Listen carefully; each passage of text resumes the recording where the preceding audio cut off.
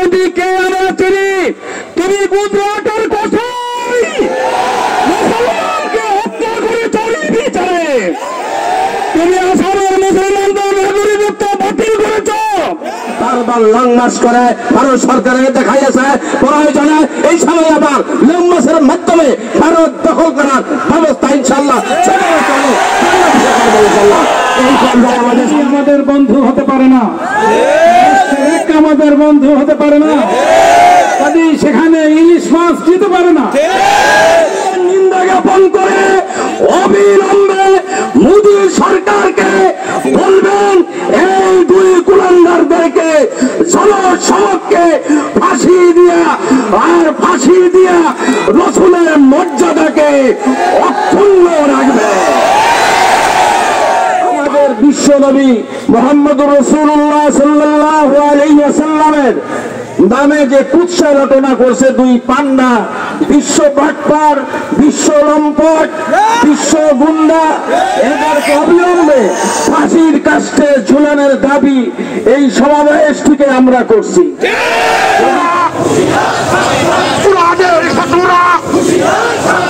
আমার নবীর অপবাদ, আমার নবীর অপবাদ, আমার নবীর অপবাদ, আমরা সবাই রাসূল সেবা, আমরা সবাই রাসূল সেবা, ওদের যুদ্ধের হাতিয়ার, ওদের যুদ্ধের হাতিয়ার, ভারতের পুরোহিতের দিল্লি কালে ভারতের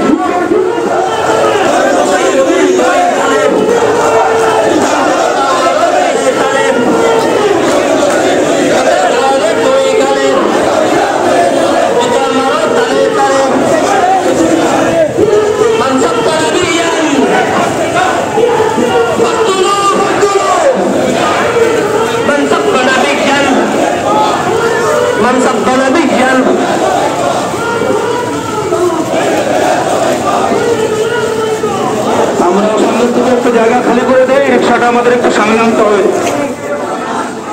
ইমাম কল্যাণের আহ্বানে আজকে এই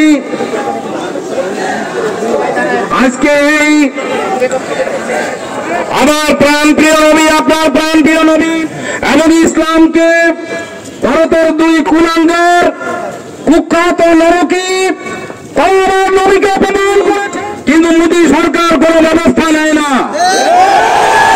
সাময়িকভাবে গ্রেফতার করে কিছুদিন লোক দেখানোর জন্য পরে আবার ছেড়ে দেয়।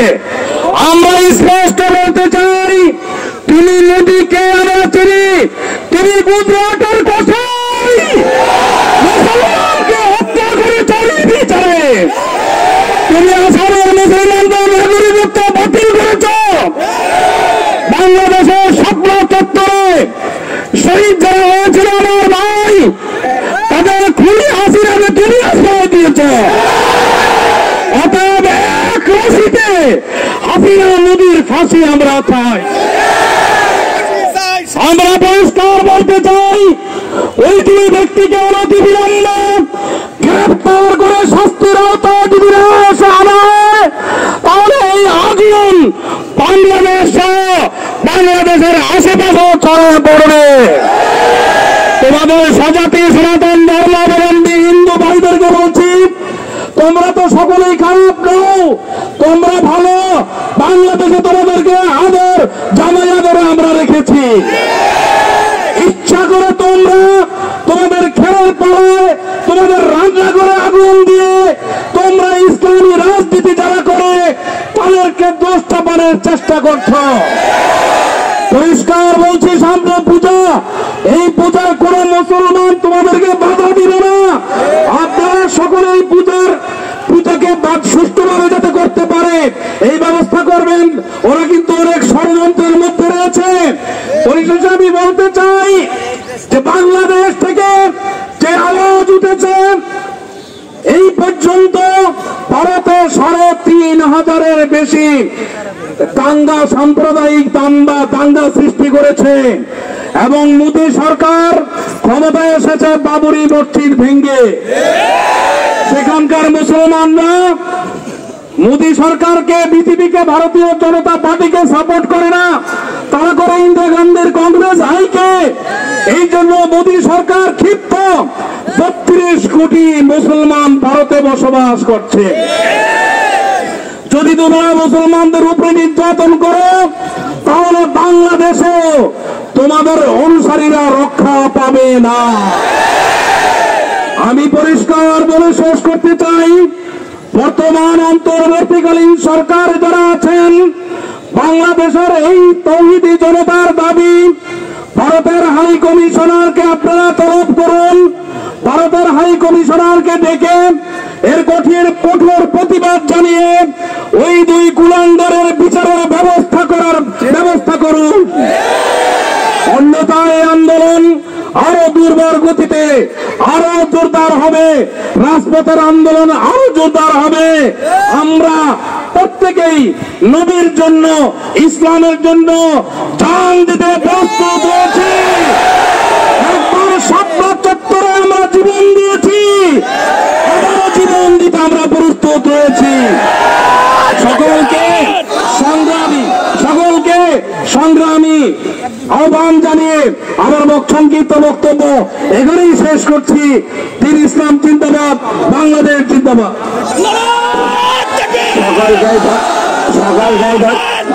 সকলকে ধন্যবাদ জানাচ্ছি। এক পর্যায়ে আমাদের সামনে বক্তব্য নিয়ে আসতে চান, সকলকে ধন্যবাদ। 2 মিনিট মাত্র বক্তব্য দিবেন, বেশি লম্বা করা যাবে না, খাবার টাইম সকল খাবে। আমি অনুরোধ করছি বাংলাদেশ অন্তর্বর্তী সরকারের এইটা যদি সহজে ওইটা ব্যবস্থা করা না হয়, বাংলাদেশের জনগণ বারবার লং মার্চ করে ভারত সরকারের দেখাইয়াছে প্রয়োজনে এই সময় আবার লং মার্চের মাধ্যমে ভারত দখল করার ব্যবস্থা ইনশাল্লাহ এই পর্যায়ে আমাদের সামনে বক্তব্য নিয়ে আছেন আলহাজ হযরত মাওলানা আমজাদ হোসাইন, যুগ্ম সাধারণ সম্পাদক ইমাম কল্যাণ ফাউন্ডেশন ফরিদপুর।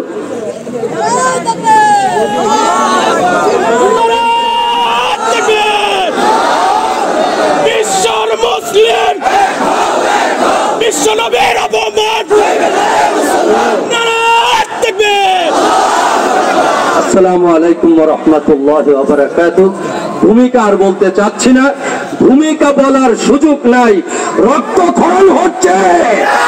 এই মুহূর্তে ভূমিকার কোনো প্রয়োজন নাই, একটা প্রয়োজন, সে হলো আমাদের এই তত্ত্বাবধায়ক সরকার এখনই এর নিন্দা জ্ঞাপন করে অবিলম্বে মোদী সরকারকে বলবেন এই 2 কুলাঙ্গারদেরকে জনসমক্ষে ফাঁসি দিয়া রাসূলের মর্যাদাকে অক্ষুণ্ণ রাখবে।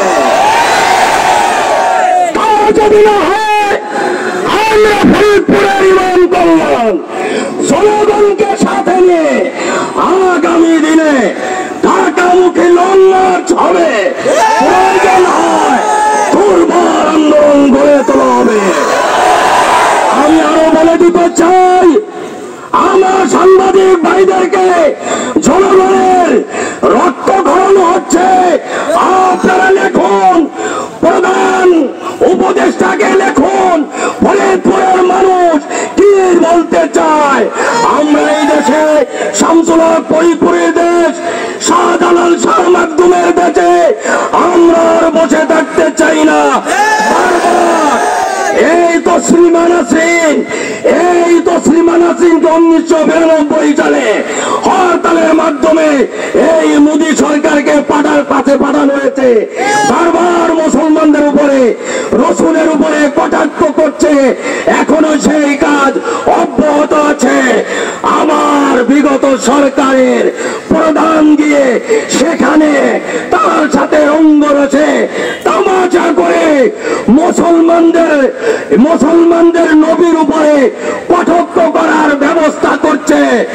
এই জন্য আমরা ফাঁসি চাই, ফাঁসির কার্যক্রম ব্যবস্থা করার জন্য আমাদের তত্ত্বাবধায়ক প্রধানকে অনুরোধ করছি, আপনি অবিলম্বে ভারতের দূতাবাসে ওই দূতকে আপনি বলুন, অন্যথায় সারা বাংলাদেশে আগুন জ্বলবে, দুর্বার আন্দোলন গড়ে তোলা হবে। এই আহ্বান দেখে আমার সংক্ষিপ্ত কথা এখানেই শেষ করছি। আল্লাহ হাফেজ। নাসরুম মিনাল্লাহি ওয়া ফাতহুন করিব। সংগ্রামী তৌহিদি জনতা, এবার আপনাদের সামনে গুরুত্বপূর্ণ বক্তব্য রাখবেন তারা নির্যাতিত আলমদিন ফরিদপুরের বিশিষ্ট মুরব্বী, যিনি দীর্ঘ 9 মাস পর্যন্ত কারাবরণ করেছিলেন, শেখুল হাদিস আল্লামা আবুল হুসাইন সাহেব। শেখুল হাদিস আল্লামা আবুল হুসাইন সাহেব, সম্মানিত উপদেষ্টা, ইমাম কল্যাণ ফাউন্ডেশন, ফরিদপুর।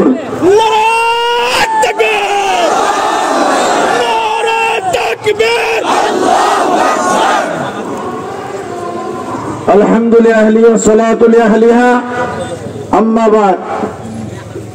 বিশাল সমাবেশ, সময়ও খুব কম, এজন্য ভূমিকার কোনো প্রয়োজন মনে করছি না। একটাই কথা, ভারতের ওই মোদী কসাই, সন্ত্রাসী কসাই, তার নেতৃত্বে মুসলমান নিধন বহুকাল ধরে চলছে। এর মধ্যেই আমাদের বিশ্ব নবী মুহাম্মদুর রাসূলুল্লাহ সাল্লাল্লাহু আলাইহি ওয়াসাল্লামের নামে যে কুৎসা রটনা করছে 2 পান্ডা, বিশ্ব বাটপার, বিশ্ব লম্পট, বিশ্ব গুন্ডা, এদেরকে অবিলম্বে ফাঁসির কাস্টে ঝুলানোর দাবি এই সমাবেশটিকে আমরা করছি। এবং সাথে সাথে বর্তমান তত্ত্বাবধায়ক সরকারের প্রধানের কাছে আমাদের আহ্বান, অনতি বিলম্বে বাংলাদেশে ভারতের দূতাবাসের কর্মকর্তাকে ডেকে এর ফাঁসির ব্যাপারে ব্যবস্থা গ্রহণ করার জন্য, অন্যথায় প্রথমে আমরা বাংলাদেশে অবস্থিত ভারতের দূতাবাসের দিকে লাংমার্চ করে, এরপরে প্রয়োজন হলে শেখুল হাদিস আল্লামা আজিজুল হক রাহিমাহুল্লাহ, মুফতি ফজলুল হক রাহিমাহুল্লাহর নেতৃত্বে যেমন ভারতমুখী লাংমার্চ হয়েছিল, যদি এই কুলাঙ্গারদের ফাঁসি কার্যকর না হয় তো আমরা প্রয়োজনে গোটা বাংলাদেশের মুসলিম মিল্লাত ভারত অভিমুখে, বিশেষ করে যেই মহারাষ্ট্রের দিকে মহানবীর অবমাননা করা হয়েছে, ওই মহারাষ্ট্রের দিকে আমরা লং মার্চ আহ্বান করব। এই পরিস্থিতি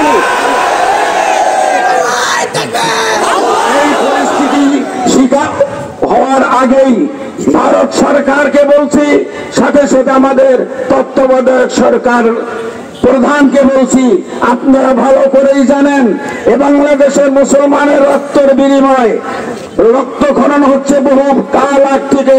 13 সালে হেফাজতের শাপলা চত্বরে সর্বশেষ 24-এর ছাত্র আন্দোলনে হাজার হাজার ছাত্র জনতা, এমনকি রিক্সা শ্রমিকদের রক্তের বিনিময় আপনাদেরকে আমরা ক্ষমতায় নিয়েছি, ক্ষমতায় বসানো হয়েছে। অতএব যদি আপনারা আমাদের দাবির দিকে ভ্রুক্ষেপ না করেন, আমরা বিগত সময়েও যেমন ভারতে ওই 21 সালে মোদীর আগমনকে কেন্দ্র করে এই প্রেস ক্লাবের সামনে সমাবেশ হয়েছিল, সেই সমাবেশকে কেন্দ্র করেই সারা বাংলাদেশে হয়েছিল আলেম ওলামাদের উপর নির্যাতন। ওই লাল দালানের মধ্যে ঢুকানো হয়েছে 2 বছর 3 বছর কংগ্রেস, কারা নির্যাতিত হয়েছে, কারা নির্যাতন ভোগ করছে এদেশের ওলামায়ে কেরাম। এজন্য আমি বলতে চাই, এদেশের সরকারকে আপনি অনতিবিলম্বে বাংলাদেশের ভারতের দূতাবাসের হাই কমিশনারকে ডেকে এর পরিপূর্ণ ব্যবস্থা নেওয়ার জন্য, যথাযথ ব্যবস্থা নেওয়ার জন্য আহ্বান করেন। ওমা আলাইনা ইল্লাল বালাগ, নাসরুম মিনাল্লাহি ওয়া ফাতহুন করিব। সাবিলুনা সাবিলুনা তরিকুনা তরিকুনা। সংগ্রামী তৌহিদি জনতা, এ পর্যায়ে বক্তব্য নিয়ে আসছেন মুফতি কামরুজ্জামান সাহেব, উপদেষ্টা, ইমাম কল্যাণ ফাউন্ডেশন। আলহামদুলিল্লাহ ওয়াসসালাতু লিআহলিহা। হযরত উলামায়ে কিরাম, উপস্থিত প্রিয় তৌহিদি জনতা, আজ থেকে 1500 বছর পূর্বে কোরআন বলেছে মুসলমানদের 1 নম্বর শত্রু হলো ইহুদি, 2 নম্বর শত্রু হলো মুশরিক। সেই ইহুদিবাদী ইসরায়েল ফিলিস্তিনিদের উপরে আক্রমণ করছে, তাদের ঘরবাড়ি জ্বালিয়ে দিচ্ছে। অন্যদিকে মুশরিকদের নেতৃত্ব দিচ্ছে মোদি, যার নেতৃত্বে মুসলমানদের রক্তক্ষরণ হচ্ছে। আমরা এর প্রতিবাদে এখানে এসেছি। পাশাপাশি এই কথাও বলতে চাই, একদিকে মোদি সরকারের নেতৃত্বে তার বিধায়ক এবং তার পুরোহিত আমাদের নবীজি সম্পর্কে মন্তব্য করছে, অন্যদিকে আমাদের দেশে কক্সবাজারে আমাদের সেনাবাহিনীর অফিসার মারা যাচ্ছে। সুতরাং এই 18 কোটি জনগণকে সতর্ক থাকতে হবে। ইহুদি আমাদের বন্ধু হতে পারে না, আমাদের বন্ধু হতে পারে না, কাজে সেখানে ইলিশ মাছ যেতে পারে না। সব ক্ষেত্রে এদেরকে আমাদের নজরে রাখতে হবে, সর্বদা সতর্ক থাকতে হবে, কখনোই যেন আমাদের স্বাধীনতা সার্বভৌমত্ব বিপন্ন না হয়, আমাদের ঈমান এবং দ্বীনের উপরে আঘাত না আসে। আমাদের মুসলিম জনতাকে জাগ্রত থাকতে হবে। আল্লাহ পাক আমাদেরকে জাগ্রত থাকার, ঈমান আকীদা পাহারা দেওয়ার, সার্বভৌমত্ব পাহারা দেওয়ার তৌফিক দান করেন। আল্লাহ আমাদের সকলকে কবুল করেন, আমিন।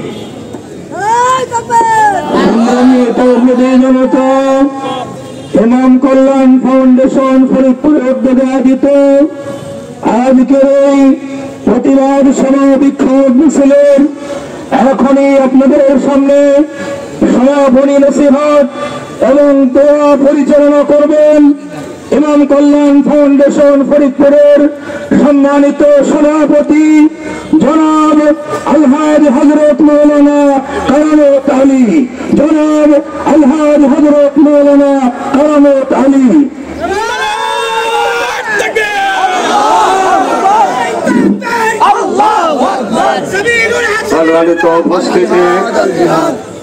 সম্মানিত উপস্থিতি, আপনারা অনেক ত্যাগ তিতিক্ষা বরণ করেন হুজুরের পূর্ণ অনুষ্কার্য। তো এখন দোয়া হবে। যে সমস্ত ভাইরা যে বক্তব্যগুলি দিয়েছে এই বক্তব্যগুলির সাথে আপনারা কি একমত? নারায়ে তাকবীর, নারায়ে তাকবীর। দ্বীন ইসলাম, দ্বীন ইসলাম, দ্বীন ইসলাম। এখন তো হবে, আমরা একবার দৌড় ছয় পড়ি সবাই। এখন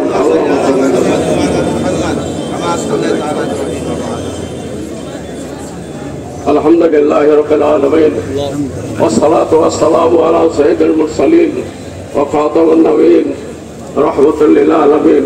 রব্বানা যালামনা আনফুসানা ওয়া ইল্লাম তাগফির লানা ওয়া তারহামনা লানাকুনান্না মিনাল খাসিরিন। ইয়া আল্লাহ, আপনার এই প্রখর রৌদ্রের মধ্যে পেটে ক্ষুধা নিয়ে জুম্মার নামাজের পর আজকের এই সাপ্তাহিক ঈদের দিনে আমরা এখানে উপস্থিত হয়েছি। আজকে একদিকে আমাদের ঈদ, অপরদিকে আমাদের দুঃখ ভরা, বুক ভরা দুঃখ দিয়ে আমরা এখানে একত্রিত হয়েছি। আল্লাহ, আপনি সবার এই দিলের ভাইকে মাফ করে দেন, এখনই প্রত্যেক ভাইকে মাফ করে দেন। নবীর খাতিরে আল্লাহ আমাদের সবাইকে মাফ করে দেন। আল্লাহ আমাদের মা বাপ দাদা দাদি, আল্লাহ নানা নানি সবাইকে আল্লাহ আপনি মাফ করে দেন। আল্লাহ যাদের যত দুঃখ বেদনা আছে দূর করে দেন, যার ভিতরে যত নেক আশা আছে আল্লাহ আপনি মেহেরবানি কবুল করে নেন। ইয়া আল্লাহ, ইয়া আল্লাহ, আপনি মেহেরবানি করে দয়া করে ইয়া আল্লাহ আমাদের প্রিয় নবীর উপরে যে অবমাননা করেছে এর বিচার আপনার কাছে চাই। আপনার থেকে বড় কেউ নাই, আপনার থেকে বড় শাস্তি কেউ দিতে পারবে না।